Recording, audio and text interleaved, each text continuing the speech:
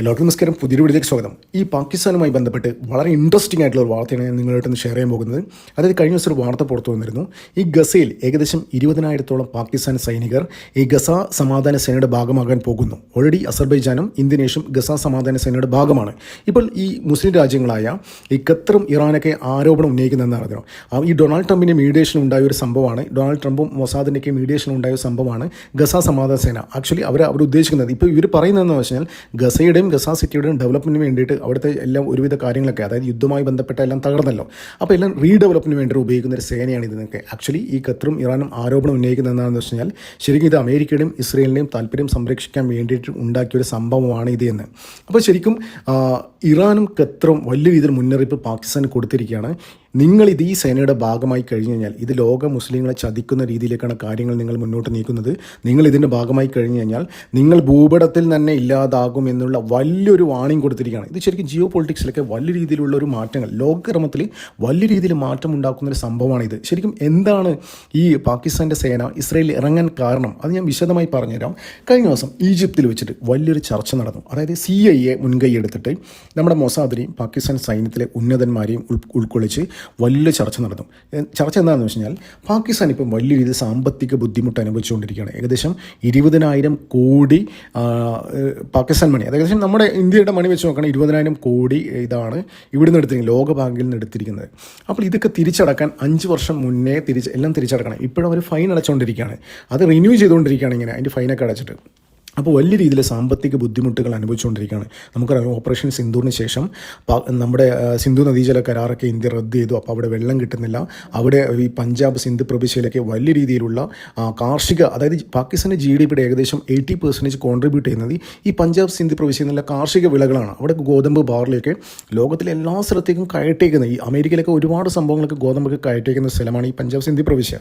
അപ്പോൾ ഇതൊക്കെ നിലച്ചു. ഈ വെള്ളം കിട്ടാതെ കർഷകർ ആകെ അലമ്പായി. അവിടെ അവരെ കൃഷികളൊക്കെ എല്ലാം നശിച്ചു പോയി.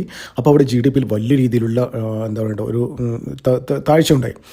അപ്പോൾ സാമ്പത്തികമായിട്ട് പാകിസ്ഥാൻ്റെ സർക്കാരിനെ സഹായിക്കുന്ന ഒരു ഏരിയയാണ് ഇതൊക്കെ ഈ കാർഷിക വിളകളൊക്കെ എല്ലാം നല്ല രീതിയിൽ ഡാമേജ് ആയിട്ട് വലിയ രീതിയിൽ സാമ്പത്തിക ബുദ്ധിമുട്ട് അനുഭവിച്ചുകൊണ്ടിരിക്കുകയാണ്. അപ്പോൾ ഓപ്പറേഷൻ സിന്ദൂറിൻ്റെ സമയത്ത് തന്നെ പാകിസ്ഥാൻ്റെ ബഡ്ജറ്റിൻ്റെ എത്രയോ ഇത് പാകിസ്ഥാൻ്റെ ഡിഫൻസ് സെക്ടറിലേക്ക് അലോക്കേറ്റ് ചെയ്തിട്ടുണ്ട്. അപ്പോൾ എല്ലാം കൂടി നോക്കുകയാണെങ്കിൽ വലിയ രീതിയിൽ സാമ്പത്തിക ബുദ്ധിമുട്ട് അനുഭവിച്ചുകൊണ്ടിരിക്കുകയാണ്. ലോകത്തിൽ ആരും, അമേരിക്ക പോലും ഇവർ സഹായിക്കുന്നില്ല, സാമ്പത്തികമായിട്ട് സഹായിക്കുന്നില്ല. അമേരിക്ക പറയുന്നത് നിങ്ങൾക്ക് ആയുധം വേണമെങ്കിൽ നമുക്ക് തരാൻ പറ്റും, പക്ഷേ നിങ്ങൾ കാശ് തരണം, ആ രീതിയിലാണ്. അതായത് പാകിസ്ഥാൻ വലിയ രീതിയിൽ സുഹൃത്ത് രാജ്യമായി കാണുന്ന അമേരിക്ക പോലും സാമ്പത്തികമായിട്ട് ഒന്നും സഹായിക്കുന്നില്ല. തുർക്കി പോലും അവർക്ക് സാമ്പത്തിക സഹായം നൽകുന്നില്ല. വേണമെങ്കിൽ ആയുധം കൊടുക്കാമെന്നുള്ള സെറ്റപ്പിലാണ് തുർക്കി പോലും. അപ്പോൾ ഇങ്ങനെയുള്ള സാഹചര്യത്തിൽ വലിയ രീതിയിലുള്ള ബുദ്ധിമുട്ട് അവിടെ അനുഭവിച്ചുകൊണ്ടിരിക്കുകയാണ്. അപ്പോൾ അഫ്ഗാനിസ്ഥാനാണെങ്കിൽ ഇന്ത്യ വലിയ രീതിയിൽ സാമ്പത്തിക സഹായങ്ങളൊക്കെ ചെയ്തുകൊണ്ടിരിക്കുകയാണ്. അഫ്ഗാനിസ്ഥാനിൽ ഒരുപാട് ഡെവലപ്മെൻറ്റൊക്കെ ഇന്ത്യ വരുത്തിക്കൊണ്ടിരിക്കുന്നു. അപ്പോൾ താലിബാനായിട്ട് ചേർന്നിട്ട് നമുക്കറിയാം, ആമിർ ഖാൻ മുത്താക്കി അവിടുത്തെ താലിബാൻ്റെ ഫോറിൻ മിനിസ്ട്രി അടുത്ത കാലത്താണ് ഇന്ത്യയിൽ വന്നിട്ട് വലിയ രീതിയിലുള്ള ചർച്ച, 8 ദിവസം താമസിച്ച് വലിയ രീതിയിൽ ചർച്ചയിലൊക്കെ നടത്തി നല്ല രീതിയിൽ സാമ്പത്തിക സഹായം അടക്കം അവിടെ സ്കൂൾസ്, അവിടെ കമ്പിളി, എല്ലാ മെഡിസിൻ, ഡാം പണിയുന്നു, പല രീതിയിൽ ഡെവലപ്മെൻറ്റ്. ഇന്ത്യൻ ബിസിനസ്മാരൊക്കെ അങ്ങോട്ടേക്ക് ക്ഷണിക്കുന്നു. വലിയ രീതിയിൽ ഡെവലപ്മെൻറ്റ് ഇന്ത്യ അവിടെ ഇൻവെസ്റ്റ് ചെയ്യുന്നു. അപ്പോൾ ഇന്ത്യക്ക് സാമ്പത്തികമായിട്ട് ഈ താലിബാൻ സഹായിക്കുന്നുണ്ട്. അപ്പോൾ പാകിസ്ഥാന് അത്തരത്തിലുള്ള സാമ്പത്തിക സഹായം എവിടുന്നും കിട്ടുന്നില്ല. സുഹൃത്ത് രാജ്യമായ അമേരിക്കയും തുർക്കി പോലും ഇവരൊന്നും സഹായിക്കുന്നില്ല. അപ്പോൾ ഇവർക്ക് എങ്ങനെ രക്ഷപ്പെടണ്ടേ? അതായത് എപ്പോഴും യുദ്ധവും ഗുണ്ടായുസമായിട്ട് നടന്നാൽ പോരല്ലോ. ഇപ്പോൾ ഇന്ത്യയാണ് അവരുടെ ടാർഗറ്റ്. അവരുടെ ലക്ഷ്യം തന്നെ എന്താ പറയണ്ടേ, ഇന്ത്യയെ താർക്കാന്നില്ല. പക്ഷേ അവർക്ക് അൾട്ടിമേറ്റ് ആയിട്ട് അവിടുത്തെ ജനങ്ങൾക്ക് അവരുടെ സുരക്ഷിതം കൊടുക്കണം, ഭക്ഷണം വേണം, വെള്ളം വേണം, എല്ലാം വേണ്ടേ? അപ്പോൾ ഇത്തരത്തിലെ കാര്യങ്ങളൊക്കെ ചെയ്യണമെങ്കിൽ കാശ് വേണം, ഡിപ്ലോമസി വേണം. എപ്പോഴും ഗുണ്ടായിസായിട്ട് ഒരു രാജ്യത്തെ നടക്കാൻ പറ്റില്ല. അങ്ങനെയാണെങ്കിൽ അവർ ലോകത്ത് തന്നെ ഇല്ലാതാവും, ലോക മാപ്പിൽ തന്നെ ഇല്ലാതാവും. അപ്പോൾ ഇതൊക്കെ മുൻകൂട്ടി കണ്ടിട്ട് അവർ കുറച്ച് പ്രാക്ടിക്കലായിട്ട് ചിന്തിക്കാൻ തുടങ്ങി. അപ്പോൾ ഈ CIA ആണ് ഇതിന് മുൻകൈ എടുത്തിട്ട് മൊസാദിനെയും ഈ പാകിസ്ഥാനും തമ്മിൽ ഈജിപ്തിൽ വെച്ചിട്ട് ഒരു ടേബിളിലെടുത്ത് ചർച്ച നടത്തുന്നു. അപ്പോൾ അമേരിക്കയും ഇസ്രയേലും പറഞ്ഞു, നിങ്ങളുടെ ഏകദേശം 20,000 കോടി കടമുണ്ടല്ലോ, അപ്പോൾ അതൊക്കെ നിങ്ങൾ മെല്ലെ അടച്ചാൽ മതി, വലിയ സീനില്ല, നിങ്ങൾക്ക് ഇനിയും വേണമെങ്കിൽ പൈസ തരാം, എത്ര വേണമെന്ന് പറഞ്ഞാൽ മതി. അപ്പോൾ അത്രയും കാര്യങ്ങളൊക്കെ പറഞ്ഞ് കൺവിൻസ് ചെയ്യിപ്പിച്ചിട്ട് പാകിസ്ഥാൻ്റെ സേനയെ ഇസ്രയേലിൽ ഇറക്കാൻ പോകുന്നു.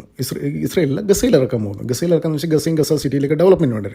അപ്പോൾ ഓൾറെഡി ഈ ഹമാസും ഇസ്രയേലും US ഇതൊക്കെ ആയിട്ടുള്ള ഒരു ചർച്ചയുണ്ടായിരുന്നു അടുത്ത കാലത്ത്. നമ്മുടെ ഈ ബന്ദികളൊക്കെ വിട്ടുകൊടുത്ത് ഇപ്പം വലിയ രീതിയിൽ ഒരു കരാറുണ്ടായില്ലേ. അപ്പോൾ അതിൽ പറയുന്നതെന്ന് വെച്ച് കഴിഞ്ഞാൽ ഈ ഗസ സിറ്റിയുടെ ഡെവലപ്മെൻറ്റിന് വേണ്ടിയിട്ട് ഒരു ഗസ സമാധാന സേന, ഒരു ഗസ സമാധാന സേന രൂപീകരിച്ചിട്ടുണ്ടായിരുന്നു. അപ്പോൾ അതിൻ്റെ ഭാഗമാണ് ഇന്തോനേഷ്യയും അസർബൈജാനൊക്കെ. അപ്പോൾ അവരൊക്കെ ഏകദേശം 5,000-6,000 പേരൊക്കെ രണ്ടുപേരും കോൺട്രിബ്യൂട്ട് ചെയ്യുന്നുണ്ട്. നടക്കുന്നില്ല. പക്ഷേ ഈ പാകിസ്ഥാൻ്റെ ഭാഗത്ത് നിന്ന് 20,000-ഓളം സൈനികരെ ഇതിൻ്റെ ഭാഗമായിട്ടുണ്ട്. ശരിക്കും ഈ ഹമാസിൻ്റെ കുറേ ലീഡേഴ്സൊക്കെ ഉണ്ട്, ഖത്തറിലൊക്കെ ആൾക്കാരൊക്കെ, അവരൊക്കെ ഇപ്പോൾ അലിഗേഷൻ ഉന്നയിക്കുന്നതെന്ന് വെച്ച് കഴിഞ്ഞാൽ ഇത് ശരിക്കും അമേരിക്കയുടെ ഇവരൊക്കെ താല്പര്യം സംരക്ഷിക്കാൻ വേണ്ടിയിട്ടാണ്. ഇവിടെ ഒരു തരത്തിലുള്ള റീഡെവലപ്മെൻറ്റ് നടക്കില്ല. അത് നേരത്തെ തന്നെ പ്രഖ്യാപിച്ചിട്ടുണ്ടായിരുന്നു. ഗസ സിറ്റിയിൽ ഈ ഇസ്രയേലിന് വലിയ രീതിയിലുള്ള ആയുധശാല, അതായത് ന്യൂജൻ ആയുധങ്ങൾ നിർമ്മിക്കുന്ന വലിയൊരു ഫാക്ടറി, ലോകത്തിലെ എല്ലാ രാജ്യങ്ങൾക്കും ആയുധം സപ്ലൈ ചെയ്യുന്ന വലിയൊരു ഫാക്ടറി നിർമ്മിക്കാൻ അവർ ഒരുങ്ങിയാണ്. കഴിഞ്ഞ ദിവസം Israel laser beam iron dome അങ്ങനെയുള്ള കാര്യങ്ങളൊക്കെ ഇൻട്രൊഡ്യൂസ് ചെയ്തില്ലേ. അത് ഫ്യൂച്ചറിൽ, അത് ഇനി യുദ്ധം തോക്കുകൊണ്ടായിരിക്കില്ല, ലേസർ അങ്ങനെയുള്ള പല കാര്യങ്ങൾ കൊണ്ടായിരിക്കും യുദ്ധം എന്ന് ഇസ്രയേൽ പറഞ്ഞിട്ടുണ്ടായിരുന്നു. അപ്പോൾ അത്തരത്തിലുള്ള ഒരു ന്യൂജൻ വലിയൊരു ആയുധ ഫാക്ടറി ഗസ സിറ്റിയിൽ ഇസ്രയേൽ നടത്താൻ പോവുകയാണ്. അപ്പോൾ അതിൻ്റെ ഭാഗമായിട്ട് സകലമാന പ്രൊട്ടക്ഷനും വേണം. എല്ലാവിധ ഈ അവിടെ ഒളിഞ്ഞിരിക്കുന്ന ഹമാസിൻ്റെ എല്ലാ ശല്യങ്ങളും ഒഴിവാക്കാൻ വേണ്ടിയിട്ട് ഈ പാകിസ്ഥാനെ തന്നെ ഉപയോഗിക്കുകയാണ്. അപ്പോൾ ഇതിനൊക്കെ പിന്നെ സി എ ജസ്റ്റ് ഇങ്ങനെ ഒരു മുന്നോട്ട് വെച്ചിട്ട്, പക്ഷേ മൊസാദ് എല്ലാ കാര്യങ്ങളും കോർഡിനേറ്റ് ചെയ്തിട്ട് മൊസാദ് തന്നെയാണ് ഈ പാകിസ്ഥാനെ തന്നെ ഇവിടെ ഉപയോഗിച്ചിട്ട്, അതായത് അന്താരാഷ്ട്ര തലത്തിൽ ഇനി വരും ദിവസങ്ങളിൽ എന്തെങ്കിലും ചർച്ച ഉണ്ടായി കഴിഞ്ഞാൽ, അതായത് ഇസ്രയേൽ അടുത്ത 25 വർഷം മുന്നിൽ കണ്ടിട്ടാണ് കാര്യങ്ങൾ എക്സിക്യൂട്ട് ചെയ്യുന്നത്. ഞാൻ പറഞ്ഞില്ലേ, ഈ ഗസ സിറ്റിയിൽ ഇസ്രയേൽ വലിയൊരു ആയുധ ഫാക്ടറി, അതായത് ഭാവിയിൽ ലോകത്തിലെ എല്ലാ രാജ്യങ്ങൾക്കും ആയുധം സപ്ലൈ ചെയ്യുന്ന ഒരു ഫാക്ടറി ഇവിടെ വരാൻ പോവുകയാണ്. അപ്പോൾ അങ്ങനെ വന്നു കഴിഞ്ഞാൽ വലിയ രീതിയിൽ ഭാവിയിൽ ചർച്ചയുണ്ടാവും, അതായത് ലോകത്താകമാനം ചർച്ചയുണ്ടാവും. അതായത് അവിടുത്തെ മുസ്ലിങ്ങളെ കൊന്നൊടുക്കിയിട്ടാണ്, ഈ ഗസ സിറ്റിയിലെ മുസ്ലിങ്ങളെ കൊന്നൊടുക്കിയിട്ടാണ് ഇസ്രയേൽ അവിടെ വലിയ രീതിയിൽ ആയുധ ഫാക്ടറിക്ക് നിർമ്മിച്ച് ഇസ്രയേൽ ഇതൊക്കെ കൊണ്ടാണ് ഇസ്രയേൽ ലോകത്തിൻ്റെ ആ ഒരു മൊത്തം ഇത് നിയന്ത്രിക്കുന്നതിൽ ഒരു ഡിബേറ്റ് വരും. അപ്പോൾ ഡിബേറ്റ് വരാതിരിക്കാൻ വേണ്ടി തന്നെയാണ് ഈ പാകിസ്ഥാൻ സൈന്യത്തിന് ഉപയോഗിച്ചിട്ട് അവിടെ ഇത്തരത്തിൽ ഓപ്പറേഷൻ ശരിക്കും ഉദ്ദേശിക്കുന്നത് വെച്ച് കഴിഞ്ഞാൽ, ഈ ഗസ സമാധാന സേന കൊണ്ട് ഉദ്ദേശിക്കുന്നത് വെച്ച് കഴിഞ്ഞാൽ അവിടെ ബാക്കിയുള്ള ഈ ഹമാസിനെയും ആൾക്കാരെയൊക്കെ കൊന്നൊടുക്കിയിട്ട് ഒരു പൂർണ്ണമായിട്ടും ഇസ്രയേലിൻ്റെ അധീനതയിലാക്കുക. നല്ല കാര്യം തന്നെയാണ്.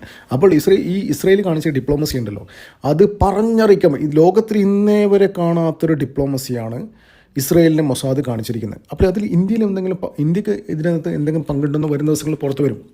അപ്പോൾ നമുക്കറിയാം, ഇസ്രയേൽ ഏറ്റവും കൂടുതൽ വിശ്വസിക്കുന്ന ഒരു രാജ്യമാണ് ഇന്ത്യ. അപ്പോൾ ഇന്ത്യയുടെ ആ ഒരു രാജ്യത്തിൻ്റെ ഏറ്റവും വലിയ ശത്രുവിനാണ് ഇപ്പോൾ മിത്രമാക്കിയിരിക്കുന്നത്. അപ്പോൾ വരും ദിവസങ്ങളിൽ ഇതുമായി ബന്ധപ്പെട്ട എന്തെങ്കിലും ജിയോ പൊളിറ്റിക്സുമായി ബന്ധപ്പെട്ട ഈ ഒരു ടാക്ടിക്സുമായി ബന്ധപ്പെട്ട് എന്തെങ്കിലും നമ്മുടെ ഡിപ്ലോമസിയിൽ എന്തെങ്കിലും മാറ്റമുണ്ടോ എന്ന് വരും ദിവസങ്ങളിൽ നമുക്ക് കാത്തിരിക്കാം. എന്ത് തന്നെയായാലും ഈ വിഷയത്തിൽ ഈ പാകിസ്ഥാൻ സൈന്യം ഇവിടെ ഇറങ്ങിക്കഴിഞ്ഞ് കഴിഞ്ഞാൽ, ഈ ഗസയിൽ ഇറങ്ങിക്കഴിഞ്ഞ് കഴിഞ്ഞാൽ ഖത്തറും ഇറാനും ചേർന്ന് ഒരുമിച്ച് പാകിസ്ഥാനെ ഭൂപടത്തിൽ തന്നെ ഇല്ലാതാക്കുമെന്നുള്ള വളരെ വലിയൊരു മുന്നറിയിപ്പ് നൽകിയിരിക്കുകയാണ്. അപ്പോൾ അങ്ങനെ നോക്കിയാണ് എന്താ പറയുക, അത് ജിയോ പൊളിറ്റിക്സിനെ ഈ GCC കൺട്രീസും ഇതൊക്കെ ചേർത്തിട്ട് എല്ലാം കൂടി കൺസോൾട്ടേറ്റ് ചെയ്ത് നോക്കിയാണ്. ഇപ്പം നമ്മുടെ മെയിനായിട്ട് ജിയോ പൊളിറ്റിക്സ് മെയിനായിട്ട് നടന്നുകൊണ്ടിരിക്കുന്നതെന്ന് വെച്ച് കഴിഞ്ഞാൽ ഇന്ത്യ, അമേരിക്ക, റഷ്യ, പിന്നെ ചൈന, ഫ്രാൻസ്, ഈ 4 രാജ്യങ്ങൾ ചേർന്നിട്ടാണ് ഇപ്പം ജിയോ പൊളിറ്റിക്സിലെ എല്ലാ കാര്യങ്ങളും ഇങ്ങനെ ഗ്ലോബലി നടന്നുകൊണ്ടിരിക്കുകയാണ്. ഇവരാണ് മെയിൻ പ്ലേയേഴ്സ്, ബാക്കിയൊക്കെ സെക്കൻഡറിയാണ്. പ്രൈമറി പ്ലേയേഴ്സ് ഇവരൊക്കെയാണ്, ബാക്കിയൊക്കെ സെക്കൻഡറിയാണ്. പക്ഷേ ഈ ഒരു നീക്കത്തോടു കൂടി ഈ പാകിസ്ഥാൻ്റെ ഭാഗത്ത് നിന്ന് എന്തെങ്കിലും, അതായത് ഇസ്രയേലായിട്ട് എടുക്കുകയാണ്. ഇപ്പോൾ പാകിസ്ഥാൻ എന്ന് പറയുന്ന TLP എന്ന് പറയുന്ന സംഘടന ഈ പാകിസ്ഥാൻ ഇസ്രയേലിനെ സപ്പോർട്ട് ചെയ്യുന്നില്ല എന്ന് പറഞ്ഞുകൊണ്ട് വലിയ രീതിയിൽ കലാപം നടത്തിക്കൊണ്ടിരിക്കുകയാണ്. അപ്പോൾ ഇതൊക്കെ എല്ലാം കൂടി കൂട്ടി വായിക്കുകയാണെങ്കിൽ മൊത്തം ലോകക്രമം തന്നെ മറിയുന്നൊരവസ്ഥയാണ്. അപ്പോൾ ഇത് ഇന്ത്യ ഉണ്ടല്ലോ, ഇന്ത്യ ശരിക്കും ഗാലറി ഇരുന്ന് കാണുകയാണ്. അതായത് ഇന്ത്യയുടെ ക്ലോസ് ഫ്രണ്ടാണ് ഇസ്രയേൽ. ഇന്ത്യയുടെ ശത്രുവായ പാകിസ്ഥാനെ ഇസ്രയേൽ ക്ലോസ് ഫ്രണ്ടാക്കിയിരിക്കുകയാണ്. അവർ ട്രയാങ്കിൾ ലവ് എന്നൊക്കെ പറയില്ലേ. അപ്പോൾ അത്തരത്തിലുള്ള കാര്യങ്ങൾ സംഭവിച്ചുകൊണ്ടിരിക്കുന്നത്. അപ്പോൾ ശരിക്കും വെയിറ്റ് ചെയ്യാം നമുക്ക് എന്താണെന്ന്, ഇതിൻ്റെ ഔട്ട്പുട്ട് എന്താണെന്ന് വരും ദിവസങ്ങൾ മനസ്സിലാവും. ഇത് ഇന്ത്യക്കായിട്ട് എന്തെങ്കിലും റോളുണ്ടോ, അതായത് ഇസ്രയേൽ പാകിസ്ഥാൻ സൈനികരെ ഗസയിലേക്ക് കൊണ്ടുവന്നതിൽ ഇന്ത്യക്ക് എന്തെങ്കിലും റോളുണ്ടോ എന്ന് വരും ദിവസങ്ങൾ പുറത്തു വരുന്നില്ല, അടുത്ത് ഒരു സംശയമില്ല. ഞാൻ വ്യക്തിപരമായി പേഴ്സണലി ഞാൻ വിശ്വസിക്കുന്നത് ഇതിനകത്ത് ഇന്ത്യയുടെ കളി ഉണ്ട് എന്ന് തന്നെയാണ്. ഞാൻ വെയിറ്റ് ചെയ്യാണ്.